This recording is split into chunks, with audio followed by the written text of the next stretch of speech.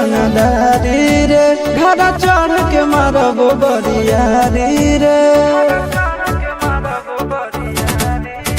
छूटा जी तो कैल रंगदारी रे घर चढ़ के मारबो बरियारी रे तोरा बापू के न तोरा दादा के चिन्हबो बेटा सब गोली मारबो तैगो गिनबो तोरा बापू के न तोरा दादा के चिन्हबो बेटा सब गोली मारबो तैगो गिनबो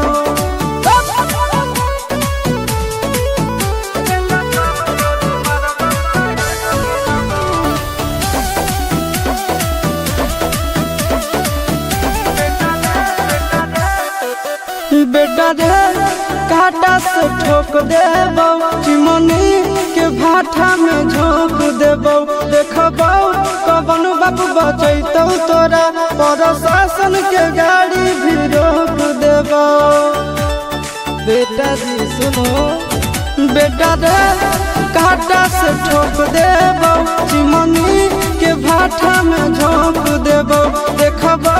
कवन बाबू बचैतौ तोरा प्रशासन के गाड़ी भी रोक देबो तोरा जैसन के हम खड़े खड़े गिनबो बेटा सब गोली मारबो तैगो गिनबो तोरा बाप के न तोरा दादा के चिन्हबो बेटा सब गोली मारबो तैगो गिनबो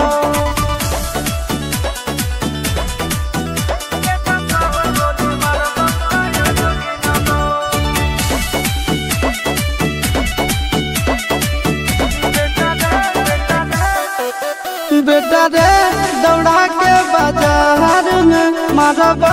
गोली तोर कपार में रंगदारी जे करभी बिहार में गड़ देबो गंगा जी किनार में इतना मार पड़तो न बेटा बेटा रे दौड़ा के बाजार में मारबो गोली तोर कपार में रंगदारी जे करभी बिहार में कर देबो गंगा जी किनार में कहो चिंटू आशीष के कारण सुनबो बेटा सब गोली मारबो तैगो गिनबो तोरा बाप के न तोरा दादा के चिन्हबो बेटा सब गोली मारबो तैगो गिनबो मारत मारत पिछुआरा लाल कर दे बेटा ध्यान से बाप इधर है।